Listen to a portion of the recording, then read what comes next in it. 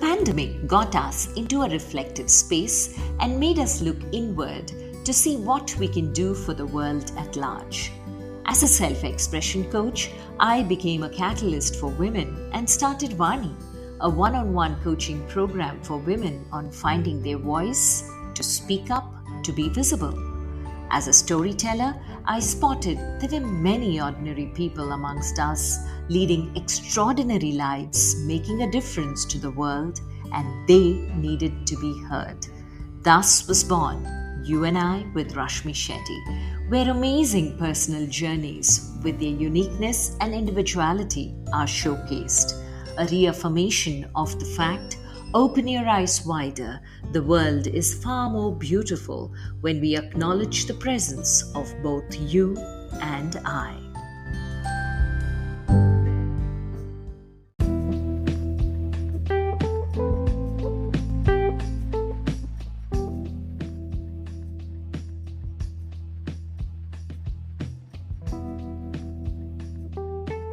Our guest today is Dr. Prathima N Kini, an experienced and versatile medical professional from Bangalore. She holds an undergraduate medical degree from the Kasturba Medical College, Mangalore, and has completed her post-graduation in pathology from Bangalore Medical College. She is board certified in lifestyle medicine by the International Board of Lifestyle Medicine and is also a trained child and adult counselor. Prathima balances her career with her passion for fitness, travel, and culinary experimentation. She possesses an ardent desire to share knowledge and promote a healthier lifestyle in people and the world. Listen in as she shares how simple methodologies can make a happier world, universe, and planet.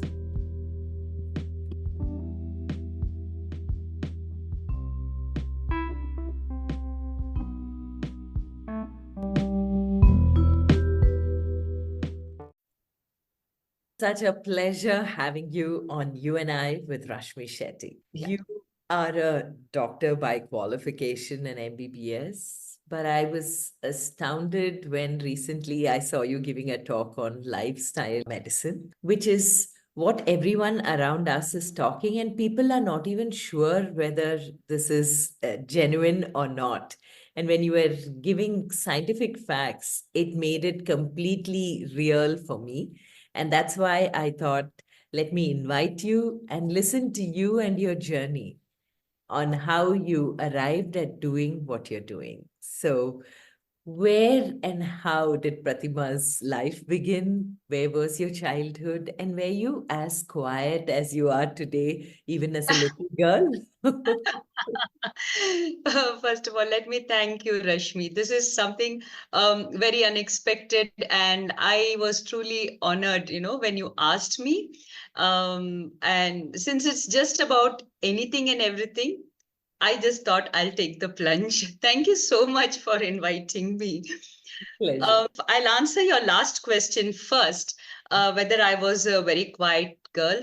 Far from it. So probably, I was only listening to what you're asking of me. And so I was quiet, but that is something I am not. I can talk 19 to the dozen, and I've been like this ever since I was a little girl. And they used to actually pay me to just shut up.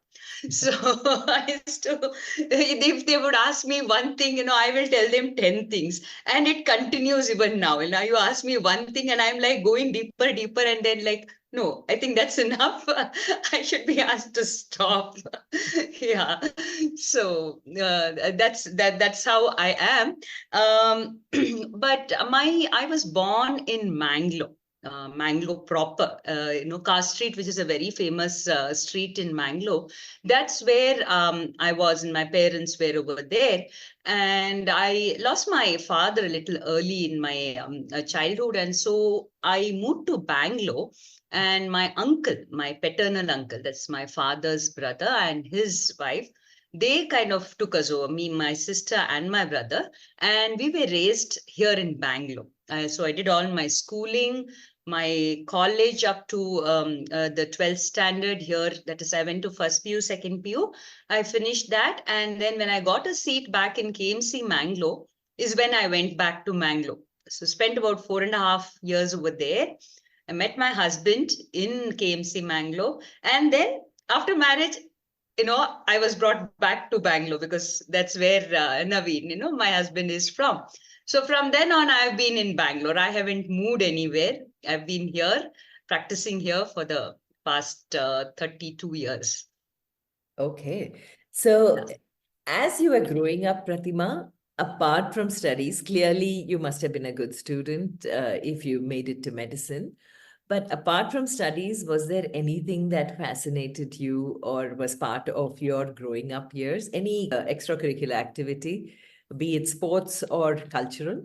Anything that was part of your growing up? I loved acting. Yeah. So any school play, anything that was there, I was there. And I had to, somehow get a part. And of course, the school also kind of recognized and made sure that, even we used to have this annual Parents' Day celebrations. And every play that was there, I definitely would have a role in it. And I was called the acting queen. Even at home, the way I would sit and be in front of the mirror all the time. And I used to really look up at all, up to all these actors and actresses. In fact, if I was in some trouble, I would think Amitabh Bachchan was one of my favorites. So I think, what would Amitabh have done in this situation? Those kind of thoughts used to be. So I was really, really very fascinated with acting. And that was something that I loved to do. Wow. Okay. And it's surprising how acting never distracted you. And when it came to studies, you were a very focused student. No, I mean, I knew I had to do something. And, back in those times, we didn't have so much of a choice that it's either you become an engineer or a doctor or at the most maybe a lawyer. They wouldn't have a fourth choice. Anything else was like, oh, maybe she's not good at it. And so that's why she's taken it up, which is not really okay. Any profession, I come to realize now that any profession has its own charm, has its own importance. And if you're good at it, you should just go for it. But those days, this was the only choice that was given. And I was like more inclined towards taking up engineering because I liked math. And I really used to score well in math also. So I thought, okay, engineering, so I'll take it up. But if you see my family, I was the first person to get a free seat for becoming a doctor. And you know how you're getting this and you do want to be a doctor. And so I was kind of pushed towards it. And it's not like at that age, you really know what is good for you. So whatever, the elders say, they must be knowing better. So I took it up. So I just knew that I could do it. I took it up as as a seat and started studying for it. Yeah. Okay, so clearly you met your husband there, but yeah, so it worked out. And beyond that, what was medicine to you once you got in there, and what did you go further to specialize in? I was actually very fascinated when you don that white coat and the kind of respect and awe with people look at you, because you are this person who really has earned that seat and you must be really very clever and all that. So I was really under that that aura that you are becoming a doctor. But clearly, I always tell that your perception of becoming a doctor before you get into medicine, when you're actually studying, and after you pass out, they are totally different. It's not the same, and you learn as you are getting the same life experiences that all of us go through. This medicine also changes with that. Your what shall I say, your perception or your viewpoint about medicine changes accordingly. And I must say that what I thought when I was a student is way different from what I am thinking of it now. So that glamour, of course, is not there anymore. It's not that I go about, sometimes I don't even put my prefix as doctor, because I want to be known as Prathima first before anything else. So many a time I don't even go to mention unless I'm specifically prodded and asked, what do you do? What have you specialized? Because I feel every person is important, and what that person is more important than what that person is qualified to become. So that is what is important. That is my perception now. That is how I look at it. Okay. Yeah. And I've been hearing this in the last 2, 3 answers that everything has shifted, everything has changed now. But Yes. what is it that was different when you entered, and what is it that you left your medical college with that made you look at any profession and every profession differently? See, like I said, when we get the seat, that you feel proud that you earned this seat, and you really are put over there in a pedestal by your family, by society. And then you go to class and you see there are so many other people who are like you.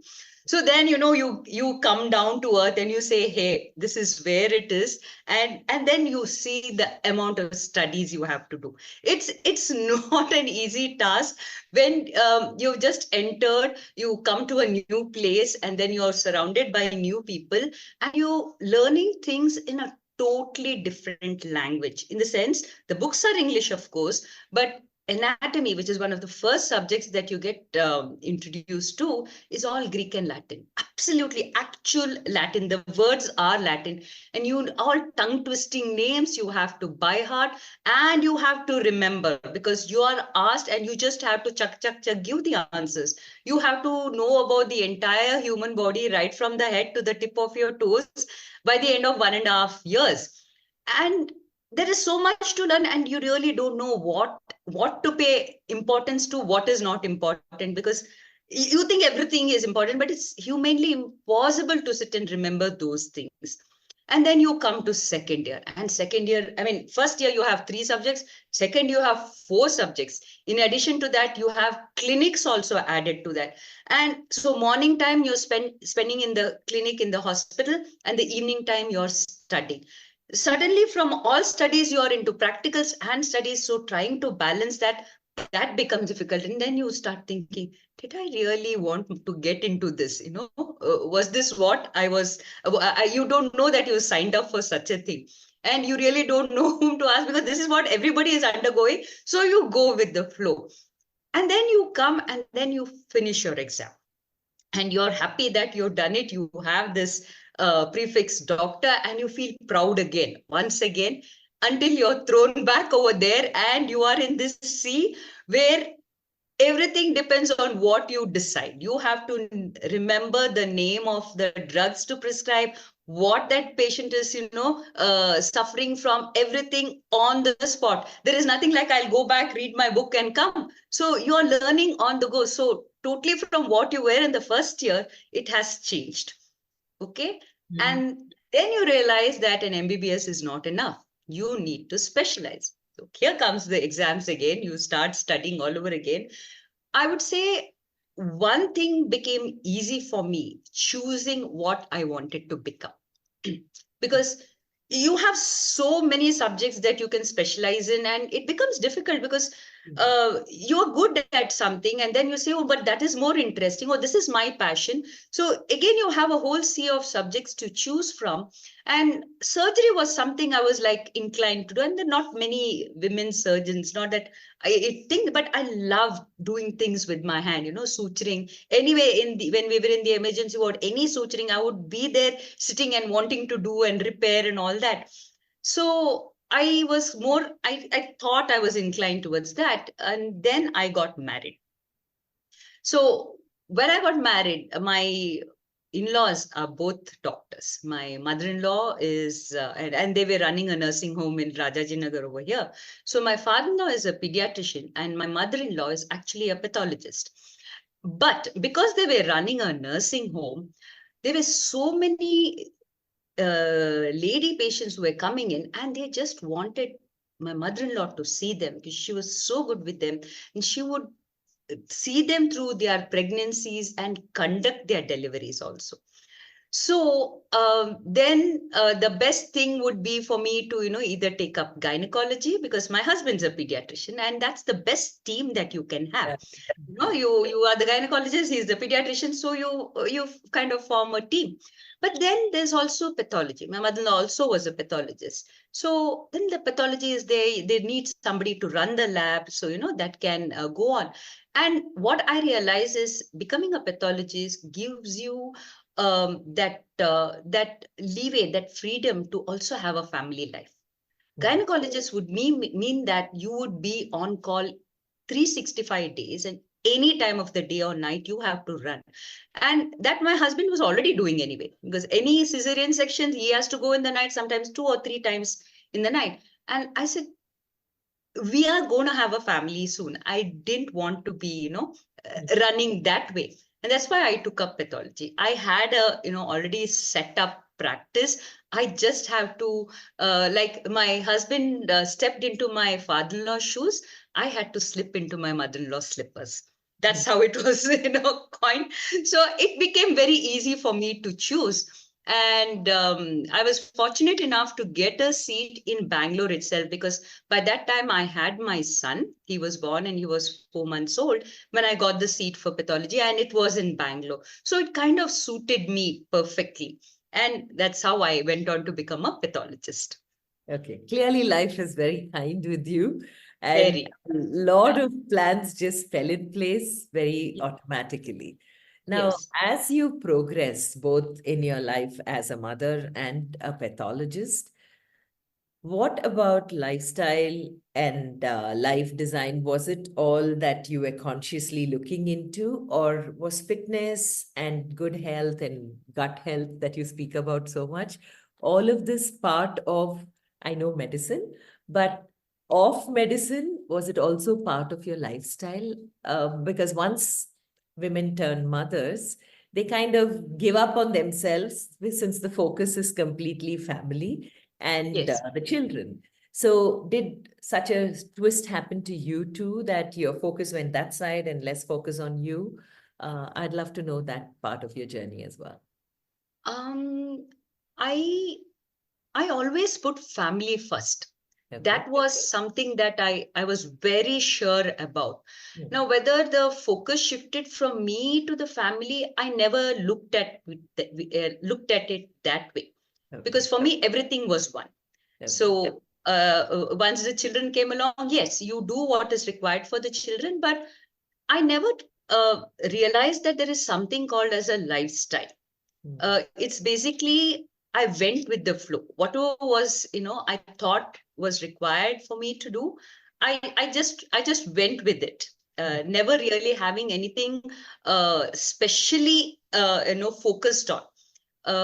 Taking care of the children, do it. You have to take care of the lab, do it. But I had the like you said, life was very kind to me. Whatever I wanted was just there. I didn't really have to struggle or go towards it and think that this is what I want to do. It was never the thing. It's just that whatever came my way, I made the best use of that.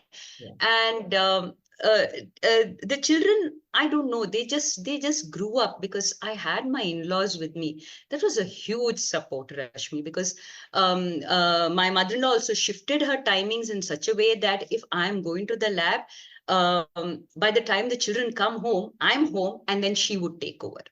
So the children never missed me. I was always there with them, seeing them off to school, and when they came back, I would be there at home and spend time with them, and get the dinner cooking and make sure that the dinner is there. I'm there with them. Naveen sometimes really wonders, where did all those years go? How did the children suddenly go? And sometimes some of the anecdotes, some instances which the children and me sit and talk and laugh about, he said, I missed this, I wasn't there. So I consider myself very fortunate that I could be there. And I even went to all kinds of cooking classes because I wanted to cook what my children liked. I was never a cook. I was, I had no time to go into the kitchen. So, but when the children wanted, they liked something, I actually took it upon myself. I know I am having very limited time with them. Very soon they'll fly the nest, but I wanted to maximize on that. So I did that.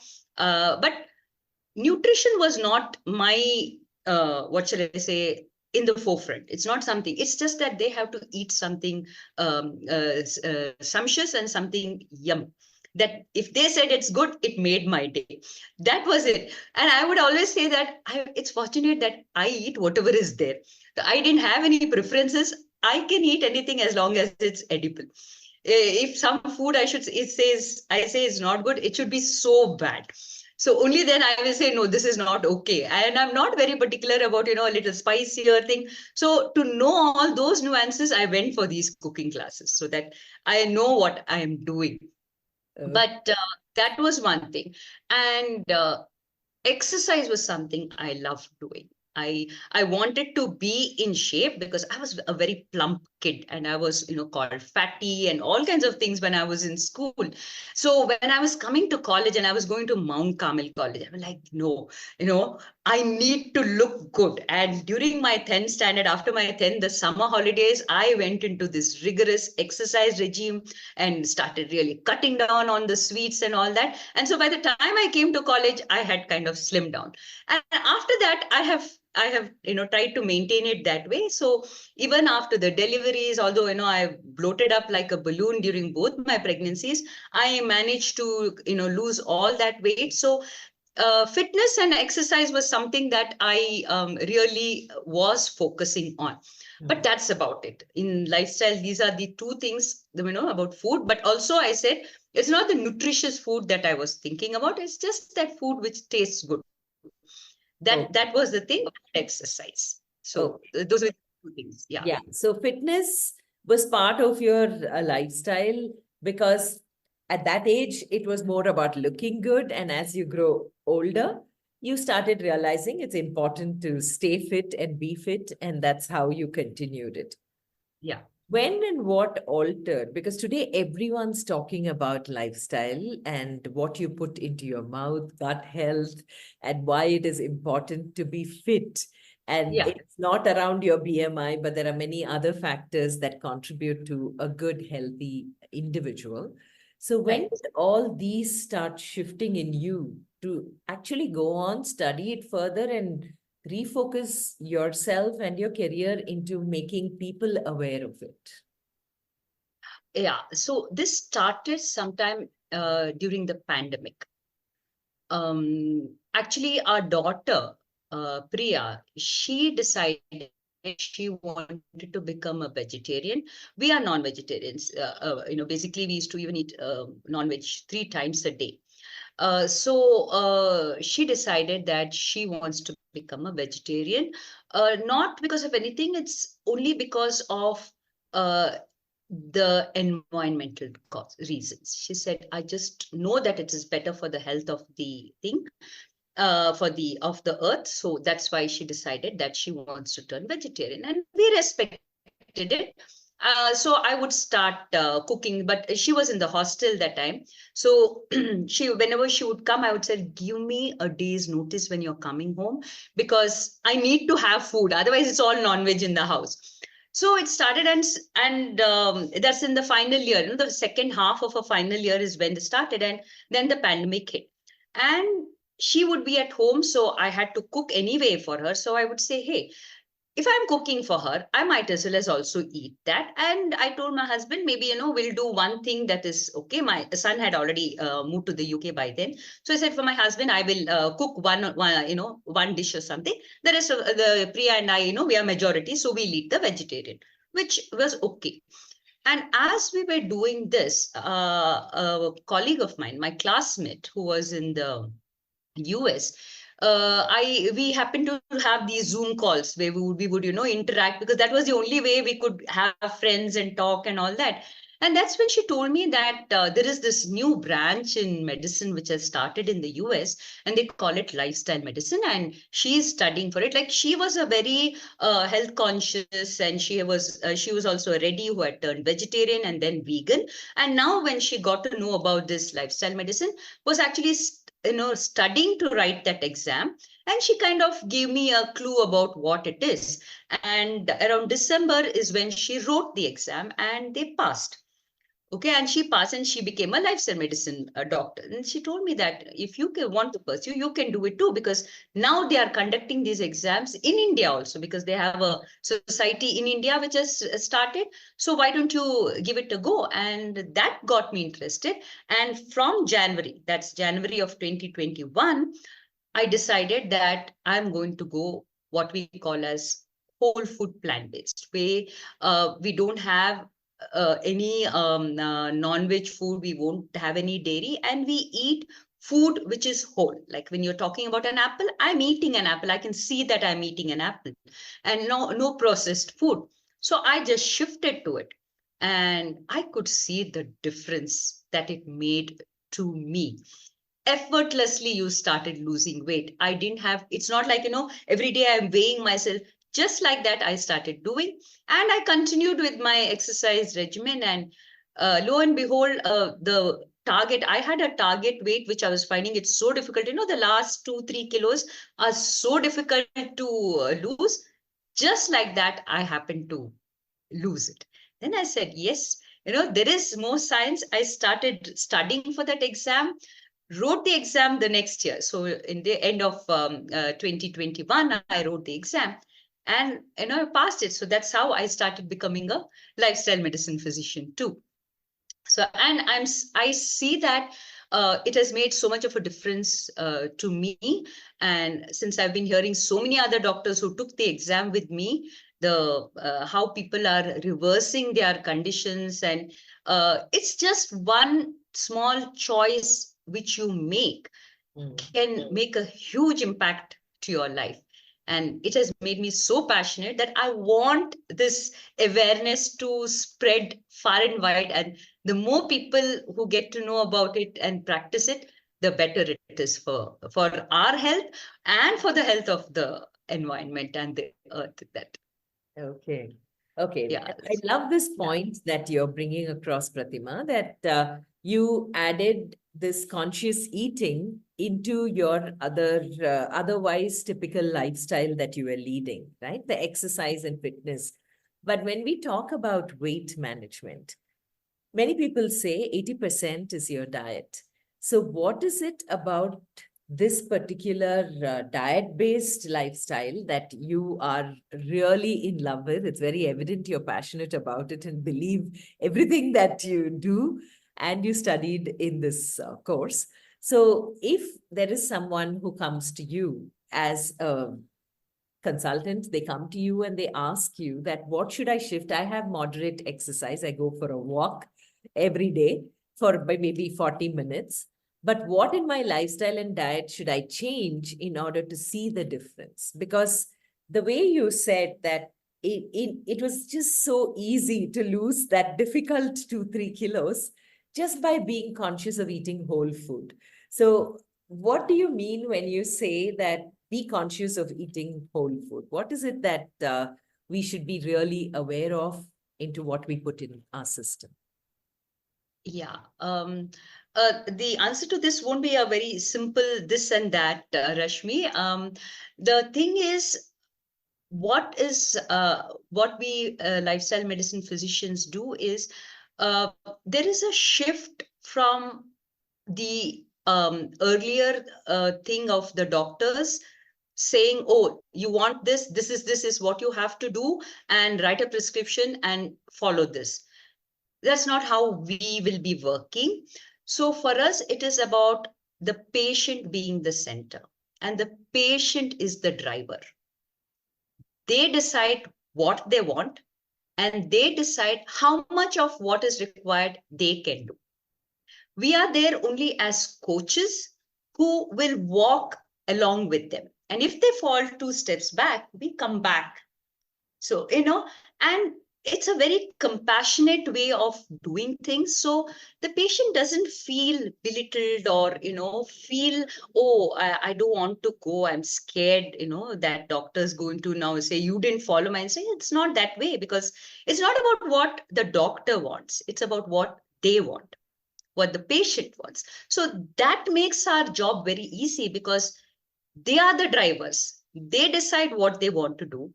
They decide how much they want to do, and they decide where they want to start from. We can only give them, say, this is what you need to do. Tell me what it is that you are ready to do. And we see that one small change, they see that something which is very easy to do. If they can make that as a habit, then they will see, oh yeah, it is easy, it's not very difficult. And then they make this one change, and then they see the difference, and then we say, okay, you want to do a little more, is it possible for you to add another change? And then they will say, yes, I mean, if I could do this, that's become my habit, I will do that change. And before they know it, they have done all the changes, and they have done it on their own. We have only been showing how it can be done. So I tell my patients, you tell me what you want, I will show you how you. I love that. It is, they need to know what they want and why they want. That why is very important. Their why. Why am I going to, why do I want this? And if that becomes very clear, then the rest of the journey becomes easy. So can you take us through a case study? Any patient of yours, of course, you don't need to name them, but something that set out as a challenge for you when you got on that journey, and it surprised you too, the way the things progressed and how the journey opened up? I will tell you about my husband. For me, I can just decide on something and I'll do it. For me, it's like all or none. I do it or I don't do it. Nothing in between. So they make fun of me, Rashmi. They say, Mom, everybody is not like you. Everybody doesn't have the thing to say that, I'm not going to do, I'm not going to do. We are going to go up and down. And that is, I am seeing it with my clients and my people I interact with and all that. They say, oh, no, that's not possible by me. So one thing is, with my husband, like I said, we were 3 times a day non-vegetarian eaters, and just to shift was not easy.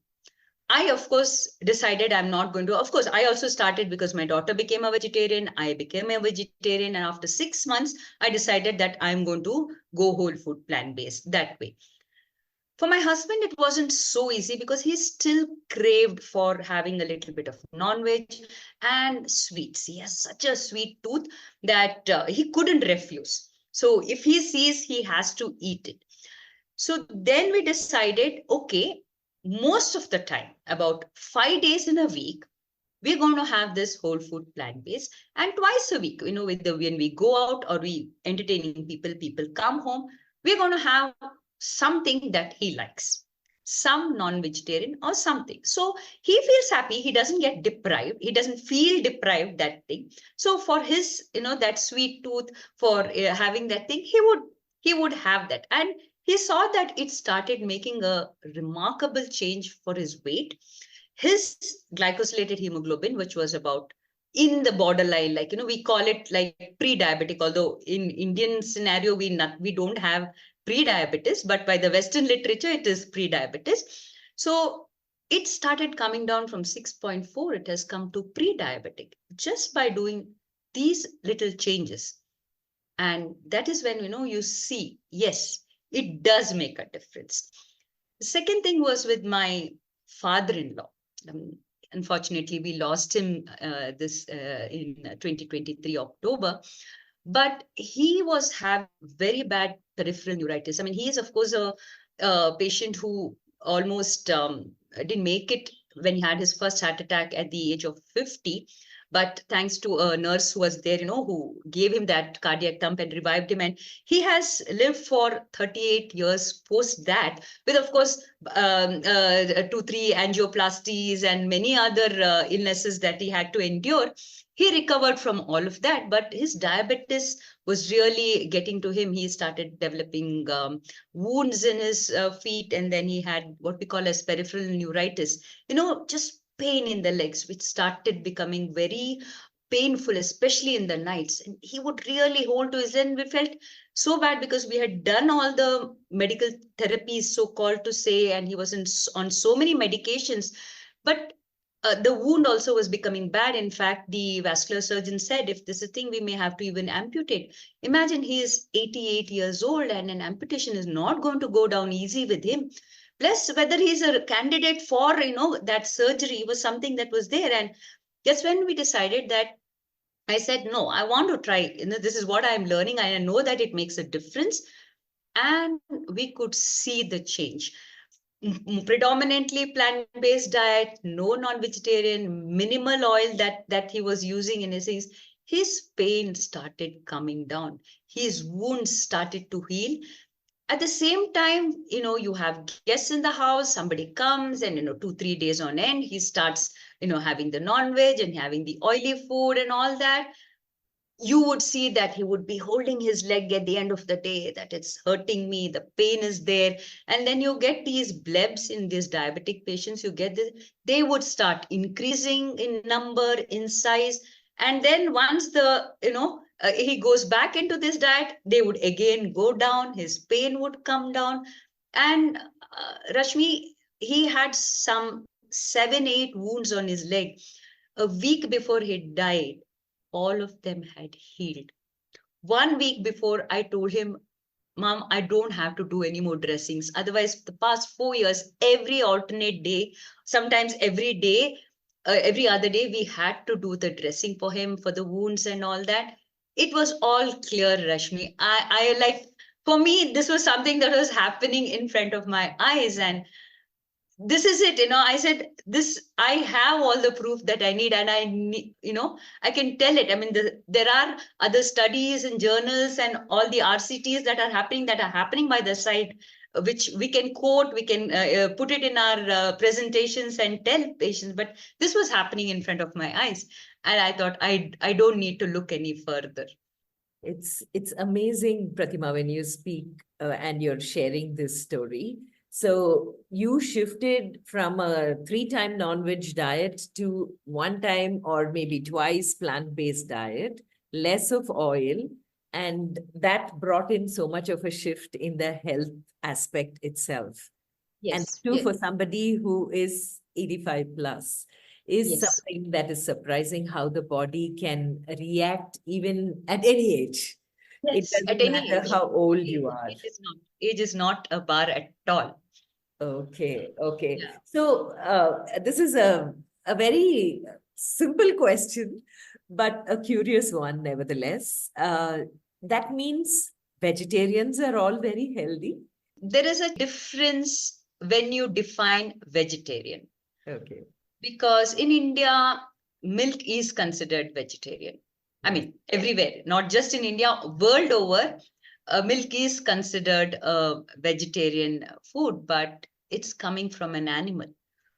So one of the doctors even went on to describe it as liquid meat, right? Because it's coming from an animal, it has animal protein in it. So for all practical purposes, it is not vegetarian. And you can see that forms a huge part of our Indian diet, whether it is milk products, your ghee, butter, all of them come from milk. And then we have the sweets. Most of our sweets, barring the few sweets that in South India that we prepare with coconut milk, most of them are prepared with dairy. The other thing is the sweetness that we use. It's all processed. Sugar is processed. Jaggery is one step, below sugar, but for all practical purposes, it is also processed. So when we say vegetarian, it may be vegetarian, but most of it is processed food. Your oil itself is processed. You're getting it from the groundnuts. Like if you're making groundnut oil, it's coming from the groundnut. So it is processed. Eat the groundnuts. We tell our patients, eat the groundnuts. You want the fat, take it directly from the source. Eat the sunflower seeds, have a little bit of the coconut. Don't need the coconut oil. So when we say this, if you say most of our Indians are also eating this, and that is why we are the diabetes capital of the world. Okay. We can put it like that. Yeah. Okay. So simple changes can be, if you can list out a few simple changes for somebody who already follows a plant-based diet by being the vegetarian in India, apart from removing dairy. And if you remove dairy, I heard you speak about how you can replace it with almond milk or coconut milk, but that's far more expensive than the milk that we get, right? So the only contention when I was speaking to people that I got was, it's very expensive to become vegan in India. I didn't have a counter for that. And if somebody tells you that, Prathima, that it's very expensive to be vegan in India, so that's how we depend a little bit on the milk that we consume, what would your counter arguments be? I would say we don't need milk. The milk is required only for the infant to grow from 0 to 1. In fact, 70% of us are lactose intolerant, which means we lose that enzyme that is required to digest lactose, which means the child, once past 1 or 2 years, doesn't need that milk at all. And up to that age, they're getting it from the mother. So we don't need an external source. Post that, whatever nutrition we need, we are getting it from the food that we are going to eat. We don't need milk at all. Okay. But we like our coffee, we like our tea. So here and there you add a little bit of milk. That won't make a big difference.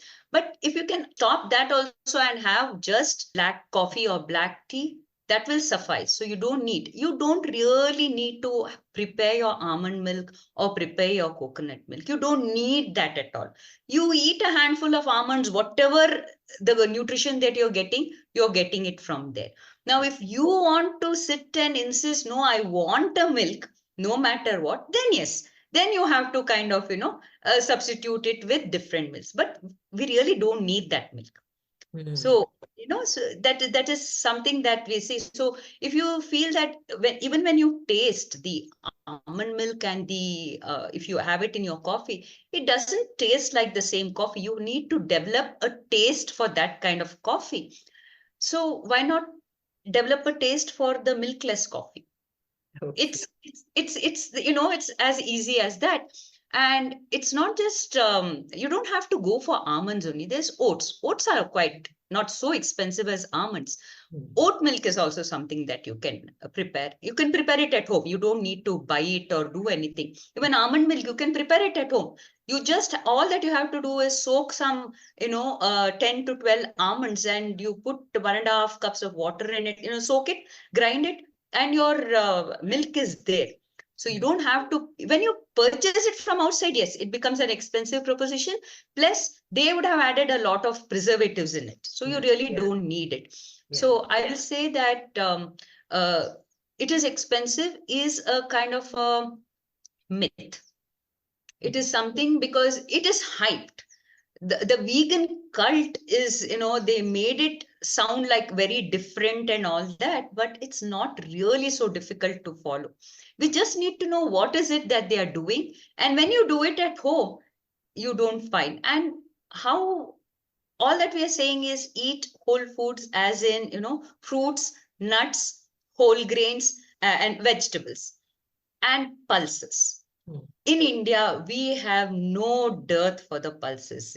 As many the stars are there, you have that many pulses that you get in India. That's all that we are. It's not so difficult. That is all that we are saying that you need to eat, and which we can easily prepare. Our Indian dishes are so easy to prepare, given these things that we are allowed to eat. So.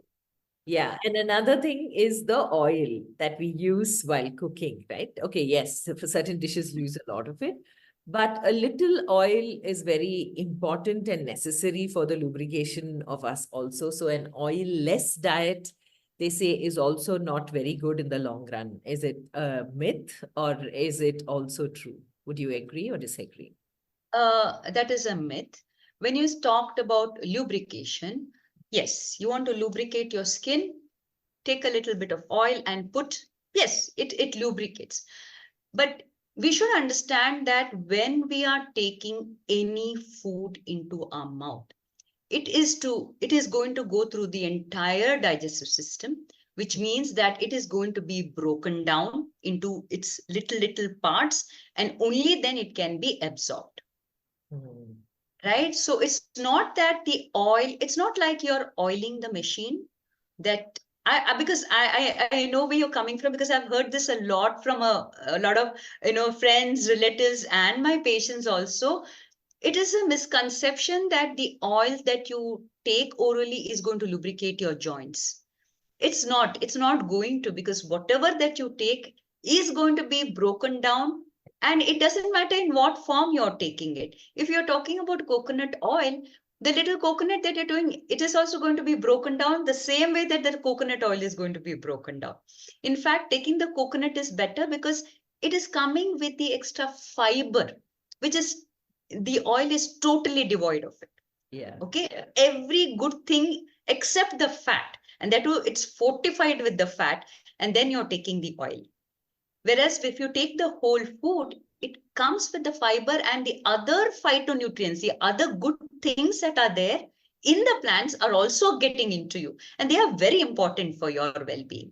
Yeah. So that that is one of the reasons. And many in fact, this is a kind of what shall I say, people with rheumatoid arthritis, Mm. they do really well when they shift to these raw foods, more of not lightly cooked, and if they go oil free, it really helps them, which is in contrast to you saying that the Yeah. oil is going to, yeah. So the studies are on for this, but many rheumatoid arthritis patients get a lot of relief from their symptoms when they eat this way, eating the whole food with less processed and less oil. Okay. So in a way, from whatever you said so far, having a meal which is plant-based and less of cooking is something that you can whip up in a matter of 5-10 minutes when it comes to cooking and eating and having this lifestyle, right? Or Uh, wrong? yes and no, because if you're not having oil in the cooking, it's going to take a little longer to cook, because you need to keep sprinkling the water so that it doesn't Yeah. thing.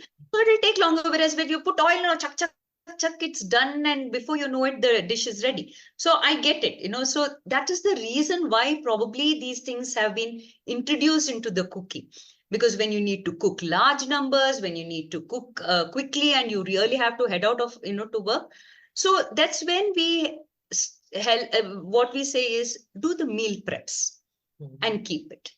So, during one day in a week, you do the meal prepping and you keep, then cooking becomes easy. You have it all chopped and you put it in the fridge or you put it in the freezer. Your nutrition is not gone when you put it in the freezer. Many people think that, oh, the freezer, no, it is quite fresh. Everything is turned into, frozen and kept. So you just take out there and you do your cooking.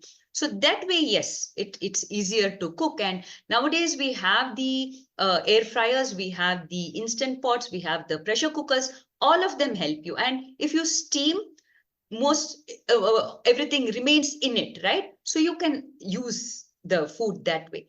That way, cooking becomes fun and easy, and it's colorful. You should see those, because they're just right the way they have been cooked. No, the dishes are really colorful and very attractive. So you actually want to eat that. So Okay. So, Prathima, we are at that part of the interview where I ask two definite questions. One is the pandemic was the reason why this podcast was born, because it was a game changer for a lot of us when we went inward to reflect, okay, whether it's our personal lives, which needed a shift, or many moved to the question of what can I give back? because we were so lost in leading our lives by our own selves and limiting it to our little family or a small group of people. Suddenly, the pandemic made us all one. So everyone was wanting to contribute something and make a difference. And this podcast, the main purpose was looking at people who've gone beyond themselves to make a difference to society. Today, people are talking environment, and this topic doesn't seem out of place. People are talking about healthy eating, healthy lifestyle. None of them seem out of place because these topics sometime back would be like, okay, please, now enough. And Yes. today, the pandemic taught us all these lessons and told us how it's important.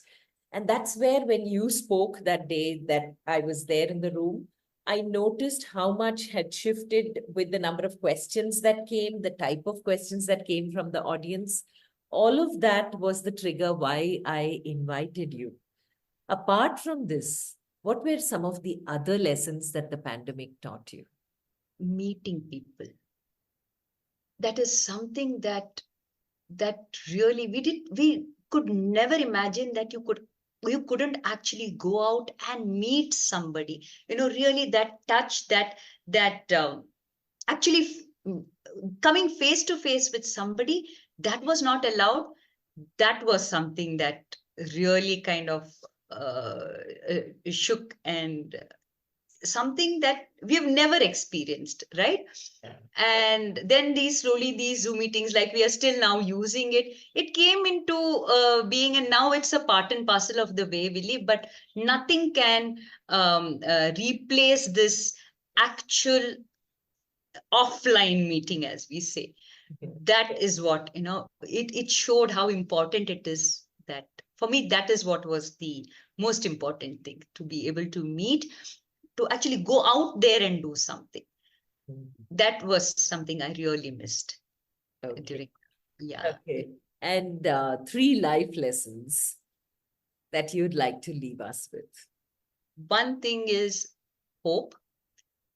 I feel hope is something that keeps us going, no matter whatever the situation. The hope that this is going to end, and something different, we don't know what that different is, that something different is going to happen, and the hope that it will be better, it will become better than what it is what I feel we should not lose. That keep that hope alive, and it will sail you through any kind of situation. I feel that is important. Second thing is what, again, my lifestyle medicine and the pandemic kind of taught, is the introspection, becoming more self-aware, believing in yourself. Most of the time we are so taken away by what others tell about us, their judgment. It kind of gets ingrained in us. We forget who we actually are. We tend to live a life what the others think we should be living, and we think that is us.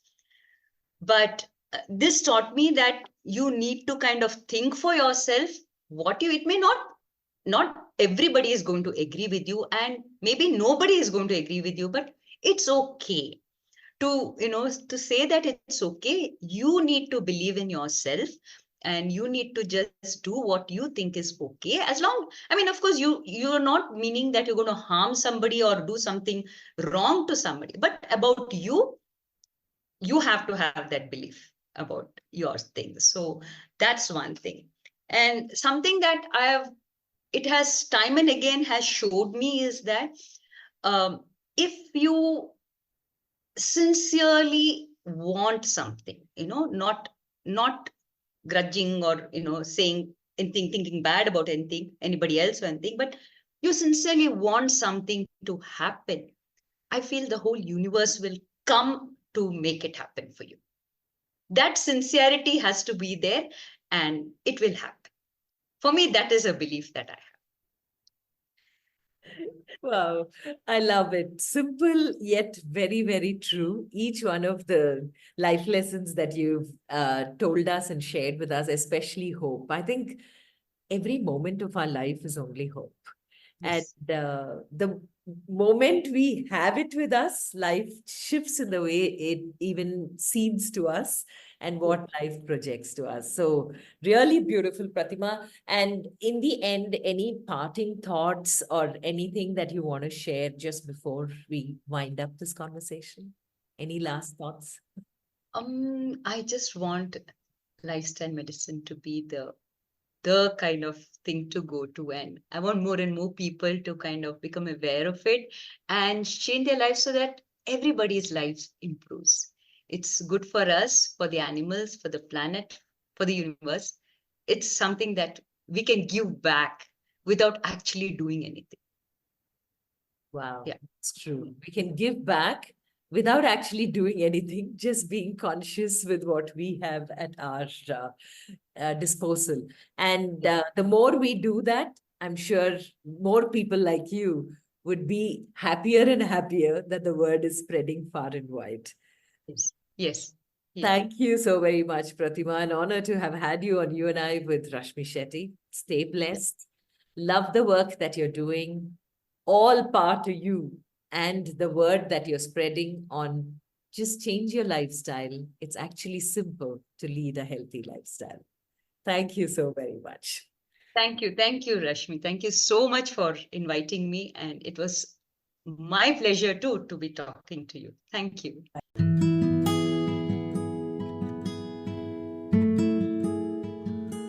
With that, we come to the end of this weekly quest of You and I with Rashmi Shetty.